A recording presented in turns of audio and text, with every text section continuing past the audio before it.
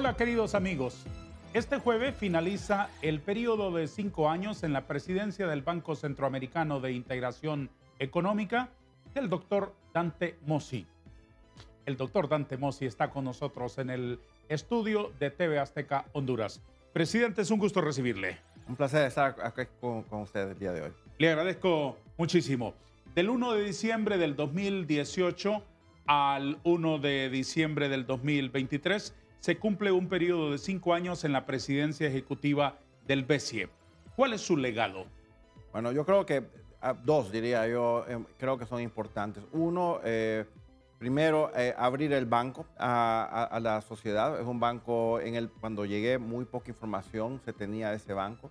Hoy por hoy es un banco que comunica mucho lo que hace y hay que seguir haciéndolo porque obviamente siempre hay fuerzas que tratan de ocultar información para beneficio político, ¿verdad? O qué sé yo. Entonces creo que ese esfuerzo de transparencia y rendición de cuentas hay que mantenerlo vivo. Y el segundo legado que yo creo que es muy importante es realmente abrir un espacio a la mujer.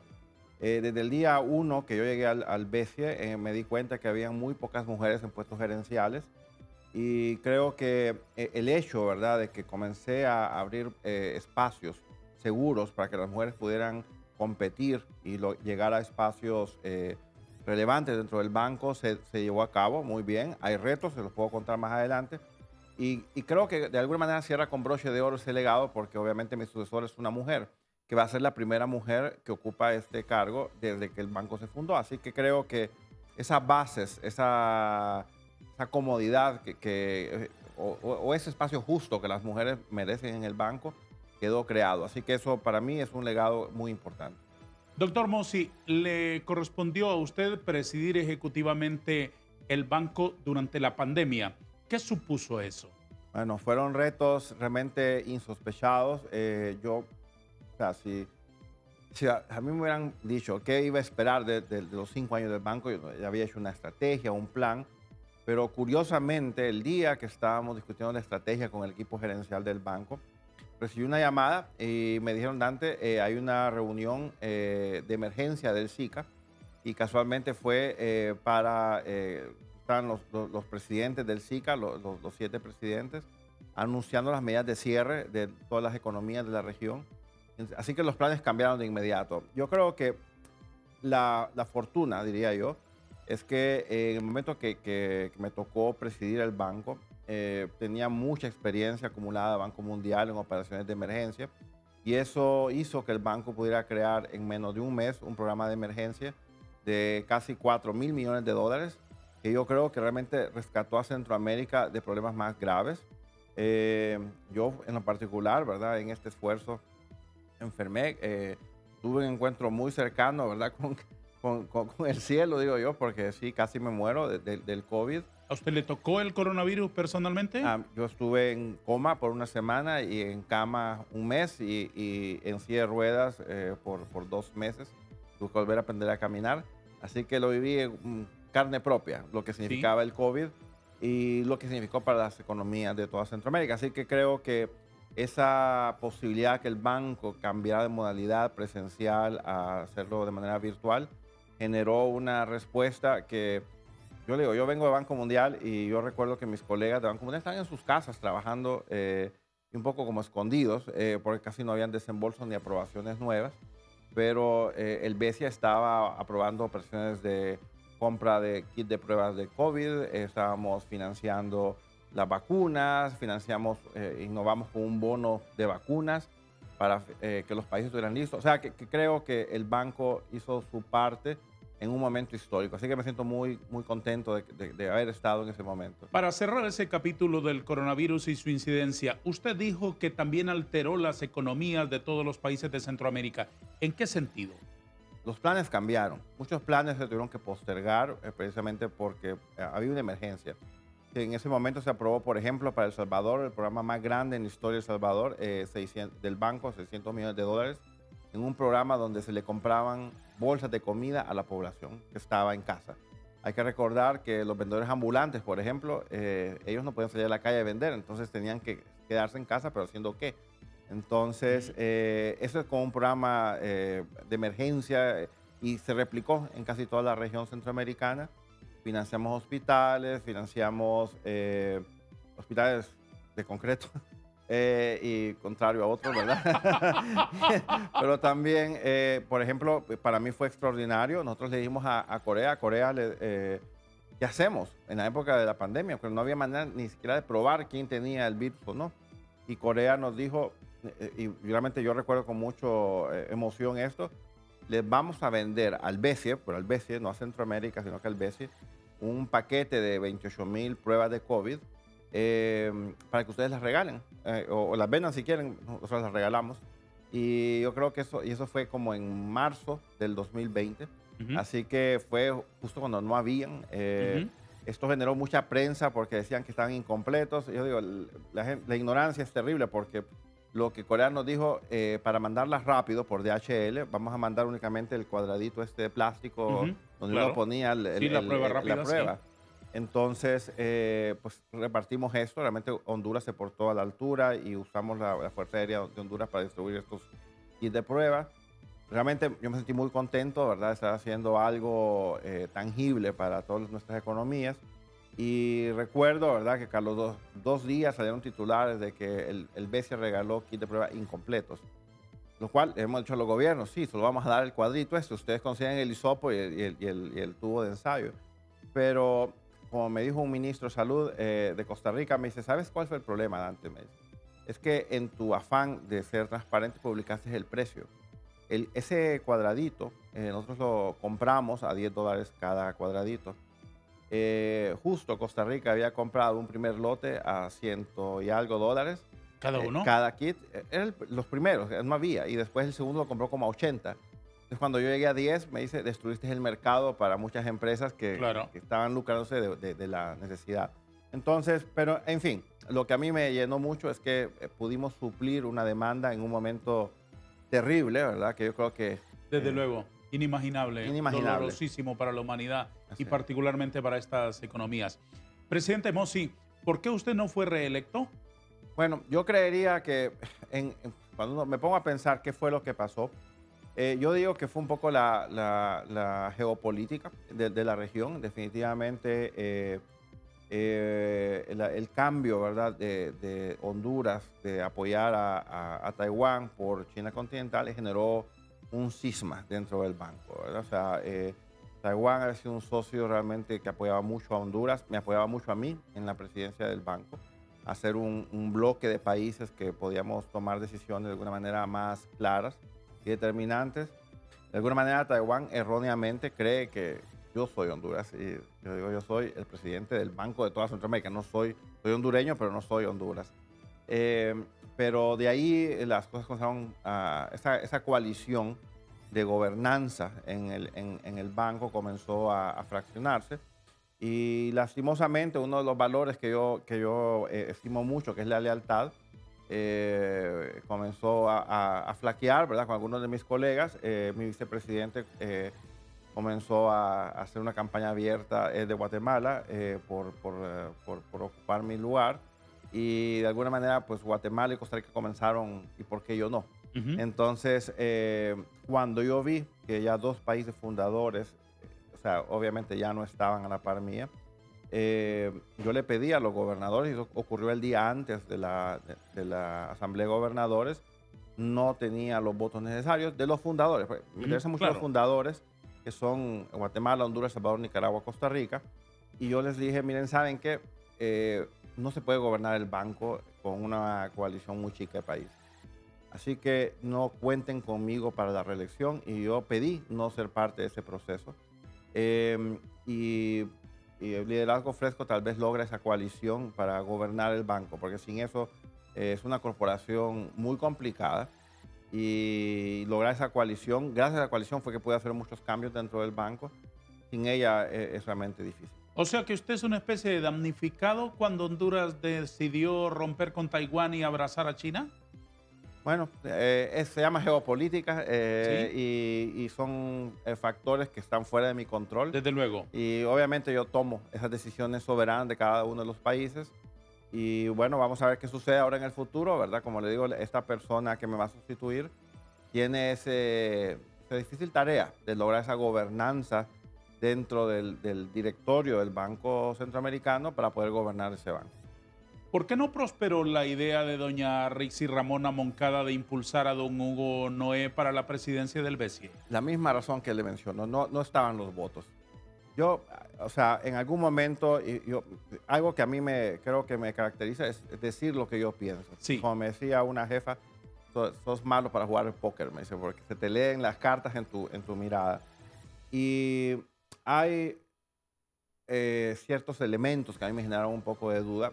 Cuando yo fui contratado por el BCE, yo fui contactado por una empresa, la misma que se usó en esta ocasión. A mí me contactaron, yo estaba en Washington, tuve entrevistas, yo viajé a Tegucigalpa, yo no conocía a nadie, yo fui al directorio del banco a hacer una entrevista. Igual no conocía quién era la directora en ese momento de Honduras, que era la hija de Tania Lobo, la hija del presidente Lobo. Yo no la conocía y me entrevistó sin saber. Y totalmente, o sea, un proceso, yo diría, profesional. Luego vino la segunda etapa con los gobernadores y ahí sí, yo recuerdo haberle mencionado a la entonces ministra de Hacienda, Rocío Tábara, que estaba en la competencia. Pero fue hasta ese momento, ¿verdad?, que yo hice algún contacto. Nunca fui un candidato del presidente de Honduras en ese momento. Contrario a este proceso que fue hecho con un proceso supuestamente igual, pero manejado por la Secretaría del Directorio, y donde hubo candidatos propuestos por presidentes. Sí. Lo cual, y de hecho, si uno escucha el discurso del presidente Rodrigo Chávez, dice que este ha sido un triunfo de la diplomacia costarricense, lo cual me parece que es un retroceso en gobernanza del banco, porque cuando yo fui mencionado, se dijo, esto es un avance del BCE, porque es un triunfo en base a mérito de los candidatos que fueron entrevistados. Nunca ningún presidente dijo, este es mi candidato, este es el candidato que me apoya. Entonces creo que tenemos que volver a la esencia del banco, que debe escoger talento, su mejor gerente. El banco, déjeme decirle, el BCE, ¿por qué para mí esto es importante? El BCE es una institución muy grande, tiene capital 7.000 millones de dólares, tenemos casi 16.000 millones de dólares en préstamos para toda Centroamérica. No es una institución, está calificada AA, es la mejor institución calificada en América Latina. Estamos una grada por debajo de la calificación de Estados Unidos. Así de importante es. Entonces, el que ocupe la presidencia del BCE es una persona respetada y reconocida, ¿verdad? No solamente por el directorio del banco y sus gobernadores, sino también por las agencias calificadas de riesgo internacional y nuestras partes financieras. Nosotros vendemos bonos, cerca de 2.000 millones de dólares de bonos en todo el mundo. Y la credibilidad que una persona trae es lo que hace que podamos interactuar. Y esta vez también una empresa externa hizo la preselección y era obvio que con ese esquema no tenía futuro una candidatura de un hondureño que surgió del gobierno, del escritorio mismo de la presidenta de este régimen, Iris Castro, y también de las entrañas mismas de un partido político en el poder. No tenía futuro una candidatura impulsada por la ministra de Finanzas, definitivamente, que incluso cuando no prosperó, dijo vamos a tomar medidas, como si fuera esto un asunto de una competencia del nivel más bajísimo de la política vernácula. Déjeme, presidente, tomar una pausa de 2 minutos nada más. ¿Le ofrezco un cafecito? ¿Gusta de un café a esta hora? No, muchas gracias. Con el agua estoy bien. Gracias. Muy bien. Una pausa muy breve en nuestro foro de Hablemos con Hechos en TV Azteca Honduras.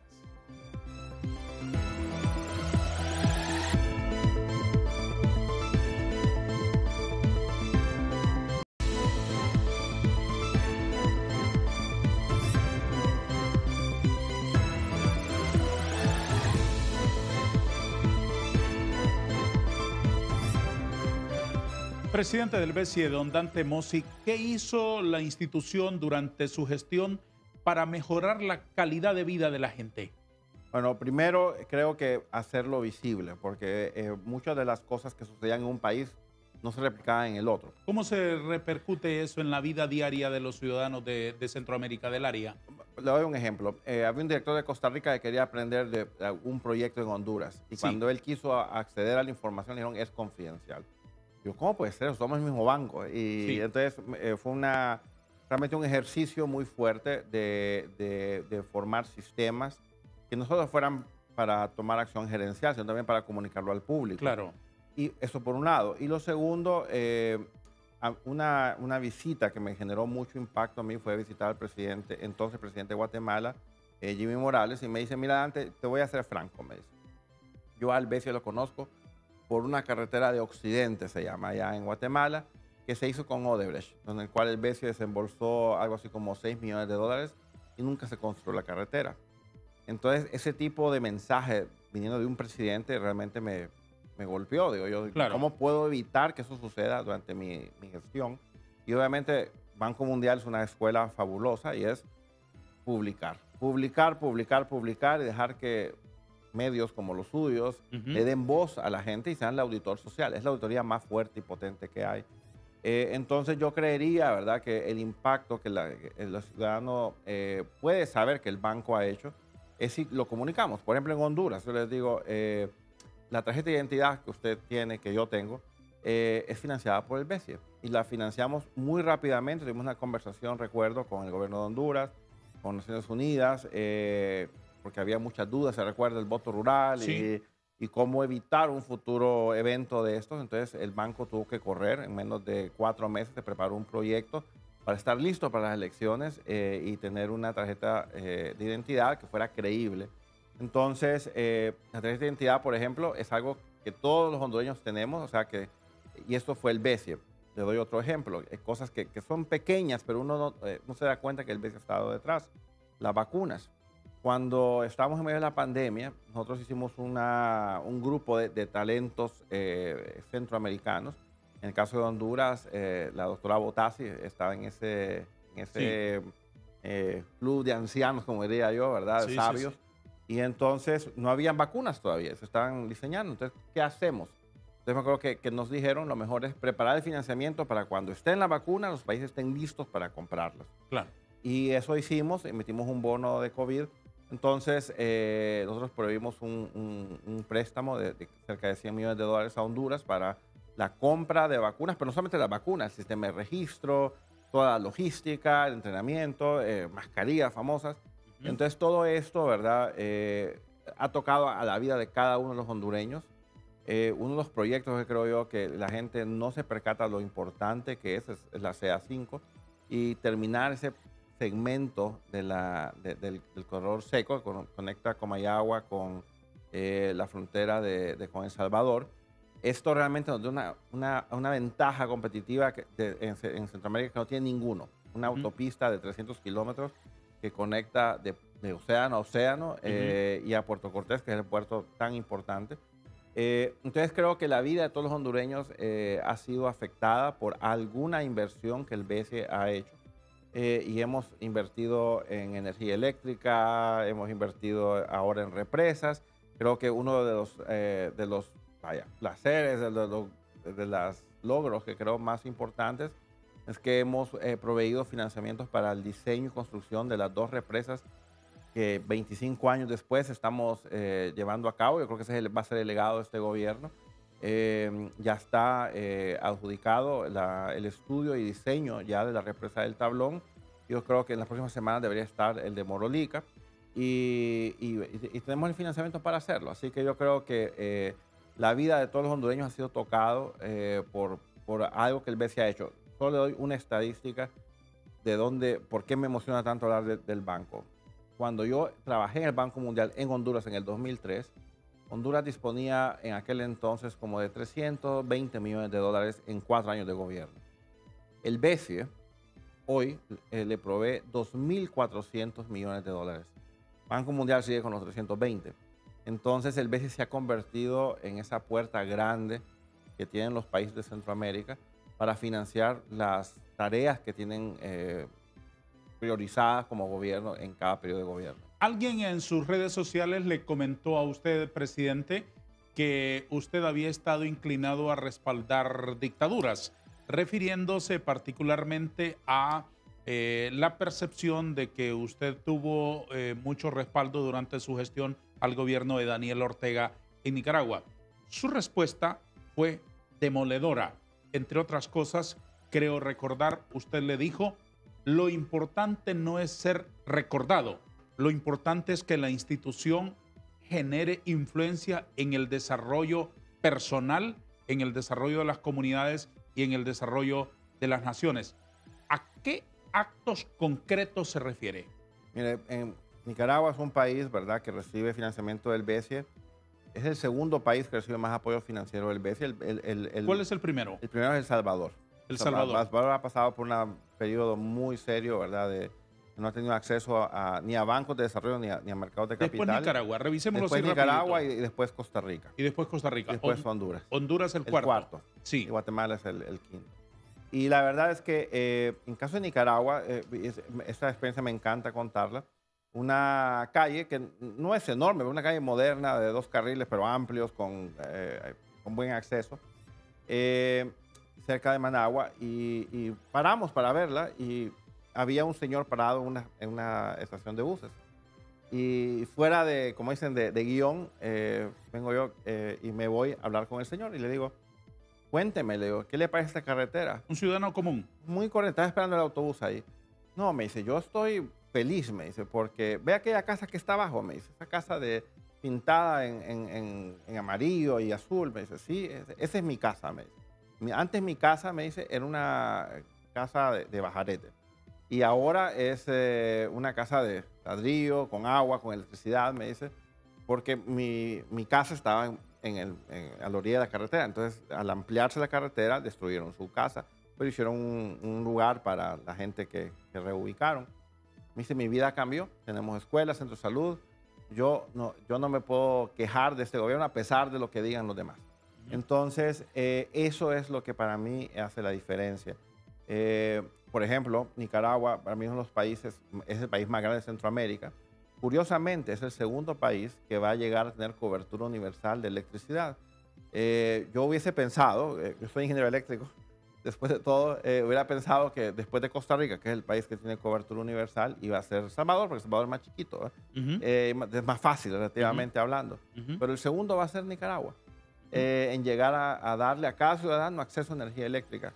Entonces, yo creo que independientemente de, o sea, nosotros no trabajamos para los presidentes como tal, trabajamos para las prioridades que los presidentes nos señalan. Y en ese sentido, explíqueme por favor, ¿cómo se explica, cómo se entiende que haya países que tienen más acceso a financiamiento que otros en un área donde somos tan comunes, donde somos tan parecidos? No, es demandas, ¿verdad? O sea, obviamente, por ejemplo, tenemos países como Guatemala. Guatemala es un país que históricamente no demanda tanto crédito internacional, o sea, no solamente del BESIE, de todos los demás bancos. Ellos usualmente tienen acceso a mercados de capital, entonces venden bonos en el resto del mundo y con eso financian su programa de inversión. No obstante, en Guatemala financiamos 4 hospitales, $200 millones, con financiamiento coreano, con tasas de interés sumamente bajas. Tenemos países como El Salvador. El Salvador, por ejemplo, entró en una crisis, ¿verdad? Cuando Banco Mundial, BID, le cerraron sus puertas al financiamiento. Mercados de capital le salían bonos a casi 18% en dólares, claro. Que era incomprable. Claro. Tenían un bono que se vencía por $800 millones y ahí nos tocaron la puerta. Nos pueden ayudar. Y el BESIE dijo, pues claro que sí. O sea, porque al final el BESIE, y eso es algo que creo que es muy importante, la diferencia que tenemos con Banco Mundial y con BID es que Honduras o El Salvador o Guatemala o Nicaragua o Costa Rica son dueños del 10.4% del banco. Estos mismos países son dueños de menos de 1% del Banco Mundial.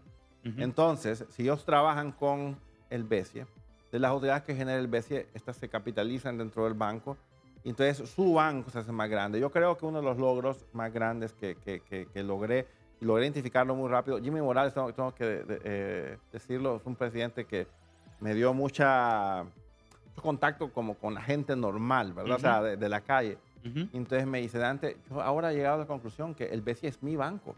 Le digo, sí, señor, es su banco. Siempre lo ha sido. Sí, así es. Sí, y siempre lo fue de todos los gobiernos de Centroamérica, de todos los países de Centroamérica. Pero hasta que lo siente uno, este es mi banco, me duele lo que haga o no haga, o deje de hacer, es cuando voy a apreciarlo y obviamente por eso es mejor trabajar con el BESIE que trabajar con otro banco. Y en ese sentido, ¿cómo funciona la dinámica de la adjudicación de financiamiento del BESIE? Usted me ha dicho, no trabajamos para presidentes. no trabajamos para gobiernos específicamente de un signo político, de un signo ideológico, etcétera.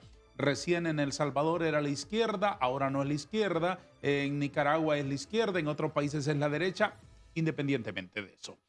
¿Funcionan entonces esas demandas aprobadas en el BESIE por los programas de inversión de los gobiernos, por las demandas sociales, por la situación económica global de cada país? ¿Cuáles son los factores más importantes? Mira, primero que el proyecto sea rentable socialmente, ¿verdad? O sea, nosotros hacemos análisis económico del proyecto y vemos si hay una tasa de retorno social, económica.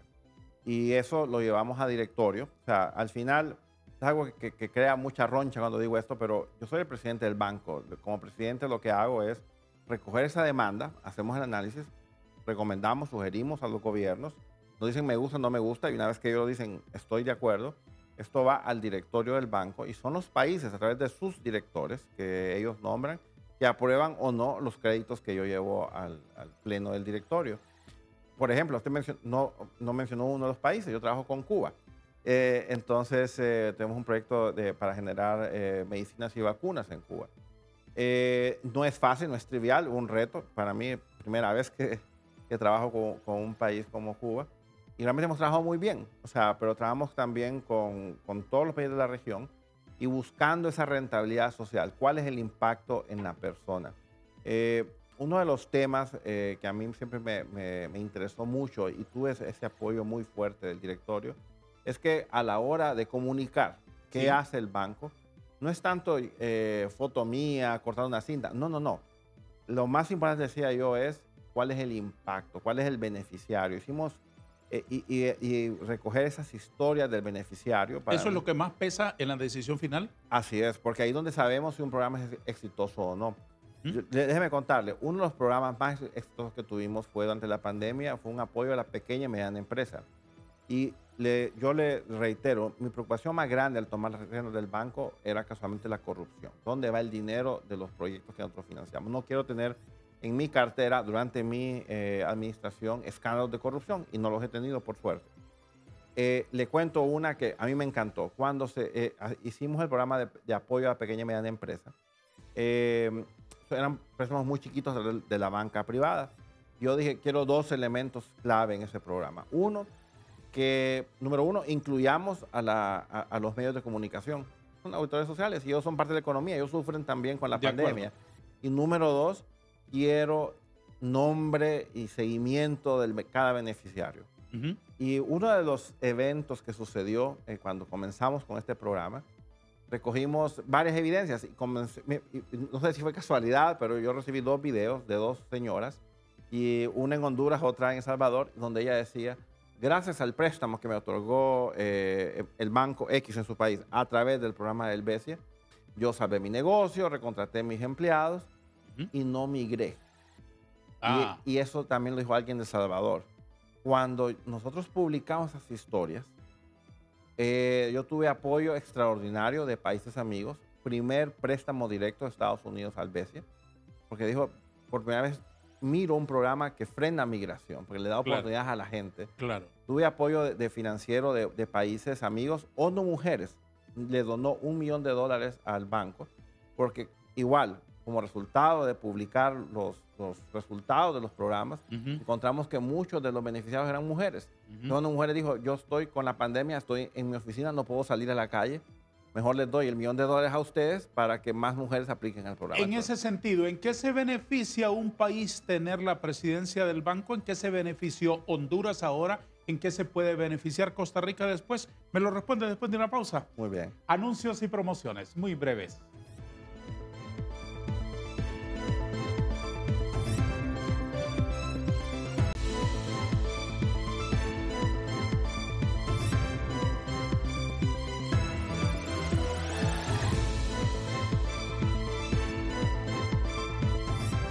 Presidente Mossi, ¿en qué se beneficia un país con que uno de sus nacionales ocupe la presidencia ejecutiva del BESIE? Bueno, yo creo que primero la familiaridad. O sea, a mí nadie me tiene que contar cómo es Honduras para saber... conocer su realidad al dedillo. No sé si soy el último experto, ¿verdad? Pero sí creo que conozco los 18 departamentos de Honduras y conozco la realidad de muchas comunidades. Pero sí hay una ventaja, ¿verdad? De ser del país, porque nadie me va a venir con un cuento chino, ¿verdad? Sí. Pero además de eso, hay que recordar que se es presidente de un banco de la región centroamericana y uno tiene que esconder un poquito su nacionalidad porque tiene que ser parejo con todos los países a la Claro. hora de... Es presidente de todos. De todos, no solo de Así uno. es, Y, así y a mí me encanta contar la anécdota de que por qué Honduras tiene la sede del banco. Y es cuando se funda el banco en 1960, Honduras, El Salvador y Nicaragua, Honduras, El Salvador y Guatemala deciden crear el BESIE. Nicaragua no podía ser parte porque hay un diferendo limítrofe todavía pendiente. Y cuando se escoge, Jorge Westphalias dice, la sede está en Tegucigalpa porque de los tres países es el más pobre. Y cuando Nicaragua finalmente ese mismo año logra entrar, dice, no, pues la sede va a ser en Managua. Dice, no, ya escogimos Tegucigalpa. Pero ¿sabes qué? Tu presidente del Banco Central es bueno. Entonces ese lo vamos a hacer el primer presidente del BESIE. Entonces el ministro de Nicaragua, según me cuenta Jorge Hueso, contó Jorge Hueso, dice, sos buen negociador. Me dejaste sin sede del banco y sin presidente del Banco Central. Así que yo creo que es bueno saber por qué el BESIE tiene su sede en Tegucigalpa. Obviamente, a nivel centroamericano, Honduras y Nicaragua sí están en la cola, ¿verdad?, de los países. Desde Así luego. que esa es la razón por la cual la sede está en Tegucigalpa y por eso hay que cuidarlo, que siga acá. ¿Qué mecanismos tiene el BESIE para cuidar que el dinero de sus aportantes que va en la ruta a un proyecto que le cambie la vida a la gente no se quede en las manos de los ladrones, en las manos de la corrupción? Mira, estamos sujetos, yo por eso me río cuando me dicen, cuando Dante Mossi salga hay que hacer la auditoría. Digo, hay por lo menos 5 auditorías de todos los dineros que usa el BESIE.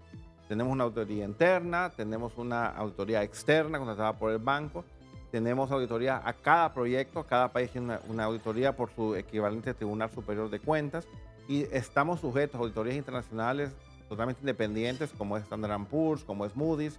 O sea, cada centavo que el banco invierte sabemos dónde va. ¿Es esto garantía de que va a haber corrupción? Por supuesto, no es garantía. La corrupción sucede en todos los países. Y se disfraza, y se mimetiza, y se transforma. Y usted vio el ejemplo de Odebrecht, por ejemplo, que se vio enredada en un montón de países con proyectos distintos, con gobiernos de distintos signos. ¿Cuál es el control que extienden ustedes para que la corrupción no drene fondos del BESIE? En mi vista, ¿verdad? Y eso es algo que logré convencer muy temprano a mis directores, es la auditoría social. Yo les digo, yo no puedo vivir sin los medios, y no tanto porque me gusta estar en los medios, sino porque los medios recogen la queja de las personas. Y cuando uno se da cuenta que algo no está bien. Yo en Banco Mundial aprendí que la auditoría social nos hace más honestos. O sea, el hecho de tener un reporte de que un servicio está llegando de calidad y de forma eficiente, ¿verdad? Sí. Solamente el que la sufre, el que la vive, puede decir si eso es cierto o no. Un presidente de un patronato, un poblador en una comunidad sabe si el alcalde se ha robado un centavo o se ha robado 100 centavos. Así es. Entonces yo creo que al menos puedo decirle hasta donde el día de hoy no tenemos evidencia, ¿verdad?, de mal uso de fondos. Por ejemplo, en Honduras, no sé si se recuerda, se decía que el BESIE desembolsó un dinero para esta y otra justo meses antes de la elección de general pasada. Yo digo, perdón, es un contrato que el banco tiene con un país y el país dice, yo necesito el dinero ahora, yo solo desembolso para dinero para microempresarios. Pero curiosamente, esos fondos están auditados y tenemos un listado hasta de nombre de persona con identidad de quién recibió ese dinero. Ahora, ¿quién va a validar que esa persona es real, recibió ese dinero, no recibió una parte y se la dio? Son los medios de comunicación. Y yo por eso creo mucho en que el banco debe tener las puertas abiertas. Claro. Tenemos que publicar más y más información para que haya una rendición de cuentas real. ¿Usted sale con las manos limpias así como entró? Yo salgo muy contento, realmente me siento muy agradecido por la oportunidad. Yo trabajé, como le comentaba, trabajé en Banco Mundial, trabajé en Honduras por cerca de 5 o 6 años. Y una de mis frustraciones trabajando con Banco Mundial era realmente que se trataba de hacer lo más que se podía con relativamente pocos fondos. Cuando yo llego al BESIE, realmente encuentro que es un tesoro mucho más grande. lo pudimos agrandar, o sea, el capital del banco se incrementó de 5.000 a 7.000 millones de dólares durante mi presidencia. Y recuerdo una frase que me acuerdo que mi papá me dijo: no te hagan el trabajo, porque eso lo dije en la primera set de entrevistas que tuve con directores.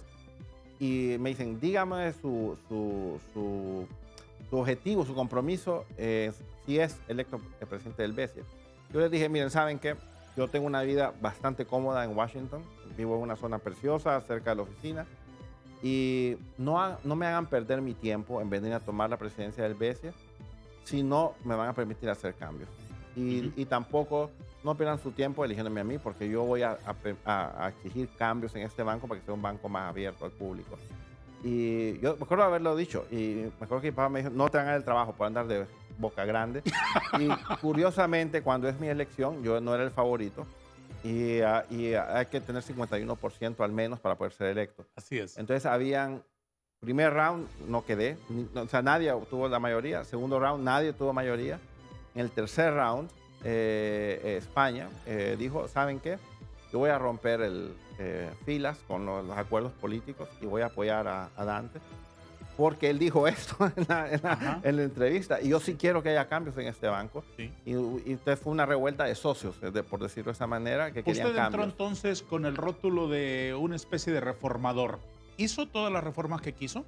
No terminé de hacer todo lo que quería. Creo que es un banco que tiene mucho por hacer. Creo que la rendición de cuentas ha comenzado, pero tiene que seguir, tiene que elevarse aún más. Todavía somos un banco que sí se comporta de alguna manera como un club, y esto no es un club, este es dinero del público, dinero suyo y mío, de nuestros impuestos que va ahí. Y creo que tenemos que aprender a ser, como dicen, más honestos con el dinero que manejamos del público. Y yo espero, y realmente espero que el banco mejore con mi sucesora. Como le digo, a mí me alegra mucho que una mujer me suceda, porque creo que eso significa que sí, algo de los cambios que hice rindieron fruto. Ya hablaremos de ella. Haciendo una revisión global, ¿en qué áreas se ha invertido más porcentualmente en su presidencia? Yo diría que dos temas. Uno que fue nuevo y fue de hecho fruto de la crisis que generó, ¿cómo se llama?, la pandemia. El banco tuvo que desarrollar un producto que es apoyo presupuestario, que fue muy controversial, porque apoyo presupuestario sí da un cheque. O sea, yo recibo políticas de un país y yo le doy dinero. Para equilibrar las cuentas públicas del gobierno. Pero fue necesario en una época tan difícil, ¿verdad? En el caso de Honduras, ¿de cuánto es? En el caso de Honduras fueron como 450 millones de dólares. 150 basado en políticas de reforma del ENE. ¿Por una vez, en un año? Por una vez, y 200 millones para el tema de los subsidios a los precios de combustible. ¿Para el presupuesto de qué año? Fue el año 2022 y 23. Entonces en este gobierno. En este gobierno. Ha habido plata del BCE para el presupuesto público. Así es. ¿En qué porcentaje me dijo? ¿En qué valores? 250 millones de dólares en el 22 y 200 en el 23. ¿Está en línea hacer lo mismo para el 24? No, ya no. Eso fue realmente una respuesta de emergencia, ¿verdad? Pero ese fue uno de los temas. El segundo tema realmente fue infraestructura, yo diría hospitalaria. Realmente invertimos muchísimo en hospitales en la región. 200 millones en ¿cómo se llama? En Guatemala. Me lo dijo ya. También Honduras, 150 millones, hospital en Choluteca y en Tocoa. En Costa Rica y Nicaragua son hospitales preciosos que estamos financiando, muy grandes. Y no solo es el edificio, es también el equipamiento, ¿verdad? Entonces, son hospitales muy modernos. Tuve la oportunidad de ver, visitar el de Costa Rica, uno de ellos, porque son como 4 hospitales que tenemos en Costa Rica. Es espectacular, realmente es primer mundo. En números concretos de cantidad de dinero, en los 5 años de su presidencia, ¿cuánto dinero ha recibido Honduras? Mire, en los desembolsos, estamos cerrando todavía en noviembre, pero mi estimado es que estamos desembolsando históricamente, como 11 mil millones de dólares a toda Centroamérica. Y Honduras probablemente ha recibido cerca de unos 2 mil millones de dólares, porque sí, Honduras es un país que tiene muy buena ejecución de sus proyectos. Realmente hay países que lo hacen bien. Y Honduras, por ejemplo, una de las inversiones que yo creo que ha sido histórica, como les comentaba, es la terminación del Canal Seco. Es un proyecto que costó como $800 millones. El BCE probablemente aportó como 600 de esos $1.000 millones que costó ese proyecto. Y es un proyecto que se terminó en esta gestión. Me inquieta algo que dijo. Honduras ha sido un buen ejecutor de los fondos del BCE. ¿Lo dice eso por retirarse con un guiño diplomático o está seguro usted y hay evidencia de que eso sea una verdad así incontrovertible? No, no es ningún guiño diplomático. Como le digo, cara de póker mío es un fracaso. Así que yo creo que hay países, Honduras es uno de ellos, que ejecuta bien los proyectos. Igual es Nicaragua, igual es El Salvador, son países que ejecutan muy bien su inversión pública. Y realmente, como le digo, digamos el caso de la carretera Corredor Seco, tuve el privilegio de verla, ¿verdad? Y esa carretera, cuando estaba en construcción, llegó a emplear cerca de 1.000 personas, 2 plantas de cemento a cada extremo de la carretera. Eso es un tiempo récord. Y eso fue porque había una buena voluntad de ejecutarlo en tiempo y en forma. ¿El BCE se separa de los proyectos en la ventanilla donde su cajero le entrega al gobierno los fondos o acompaña la ejecución hasta el final? Acompañamos y de hecho somos un banco que como le digo, yo vengo a Banco Mundial. Banco Mundial uno cierra el préstamo cuando ya deja ha agotado la línea de crédito. Claro. Y ya se acabó. La relación con el BCE y sus proyectos cierra 6 meses después del último desembolso. ¿Por qué? Porque obviamente financiamos una carretera. La carretera va a tener tráfico hasta que esté completa. Entonces ahí vamos a saber si los resultados fueron o no los que anticipamos. Entonces, en general, yo me siento muy orgulloso de lo que hemos logrado en Honduras. Como le digo, creo que quedan proyectos por hacerse. Y creo que lo más importante, don Darío, es realmente el poder hacer que los países financien lo que necesitan, no lo que yo quiero. Es lo que sucede con otros bancos, ¿verdad? Por supuesto. Es la última vez que detenemos nuestra charla.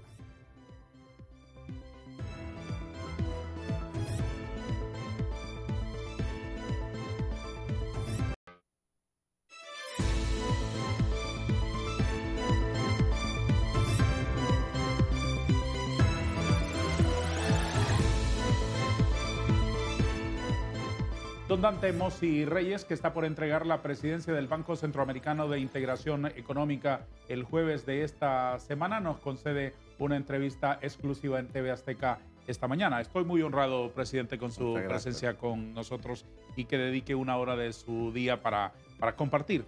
En estos últimos segundos quiero preguntarle algunas cosas un poco más específicas.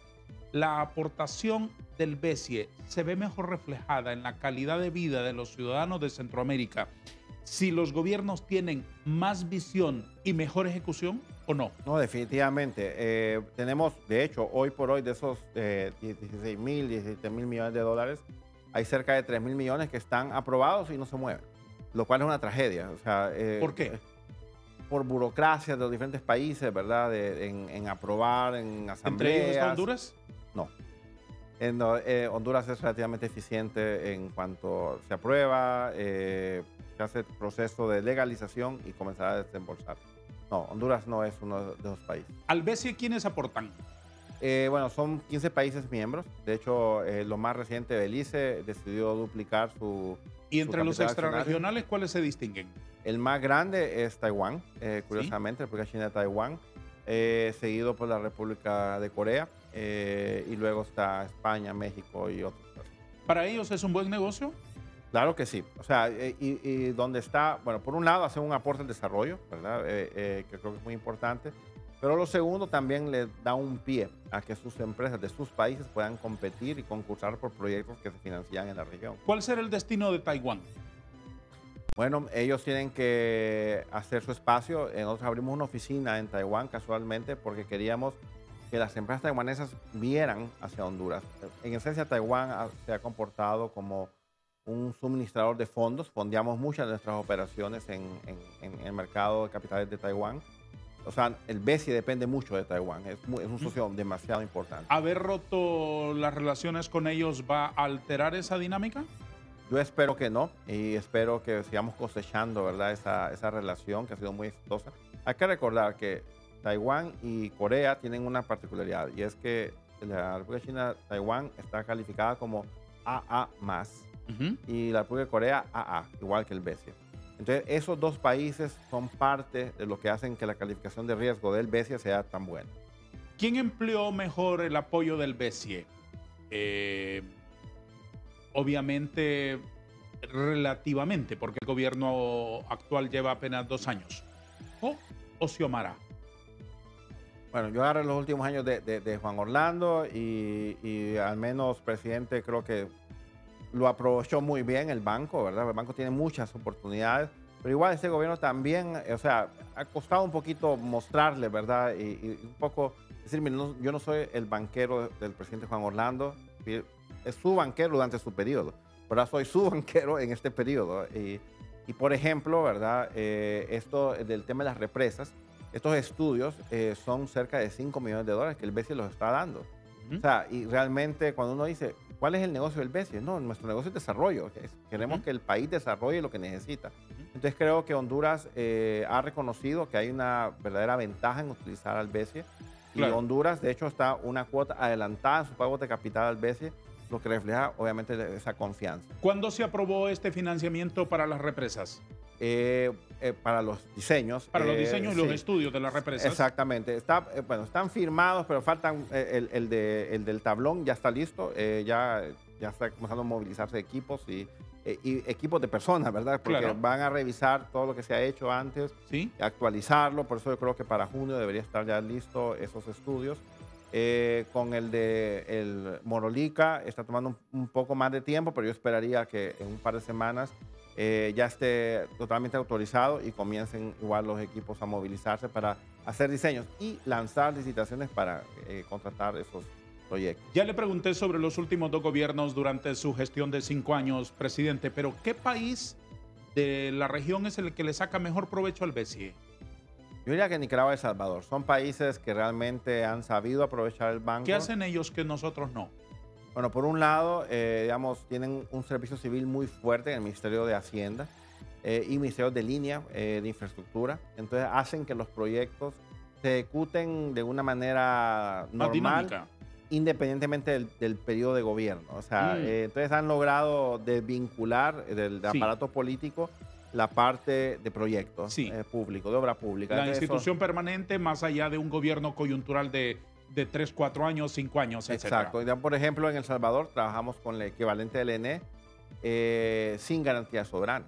O sea, porque la empresa es muy buena. Entonces, claro, porque la han dejado como una empresa técnica. Que crezca y que tenga solidez particularmente. Exactamente.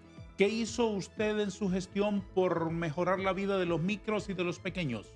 Bueno, de hecho, el programa de microempresas fue un programa innovador porque incluía un fondo de garantía sin costo, que podía dar una garantía de hasta 75% del monto del préstamo y podía cofinanciarla, dependiendo del tamaño de la empresa, ¿verdad? El monto a financiar, podía uno refinanciar un préstamo existente.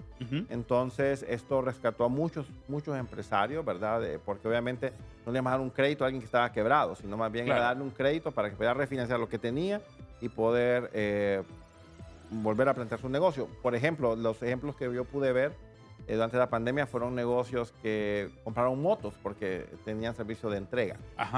Por ejemplo, ¿verdad? Sí. Entonces... sí, pero es que esa es una realidad concreta sobre todo después de la pandemia. Exactamente. Y trabajamos muy bien con los bancos privados, con ¿cómo se llama? Covelo, para lograr llegar, ¿verdad? A través de nuestras líneas de crédito a los más pequeños. ¿Qué puede decirme de doña Ana Gisela Sánchez Maroto, la nueva presidenta que asumirá este viernes? Mira, primero, yo alegre, pues que como le comentaba, es una mujer, pero no he tenido el privilegio de hablar con ella todavía. Yo esperaría, yo sé que ella viene el jueves al mediodía. ¿Ella viene de la fila del banco o no? No, ella viene... ¿No tiene experiencia en el banco propiamente? No. Así que yo le deseo éxitos. La verdad que me ha encantado darle una entrega, pues, de lo que estamos haciendo.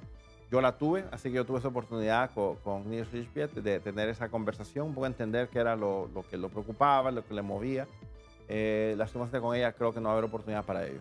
¿Qué lo hace sentirse más orgulloso de estos 5 años?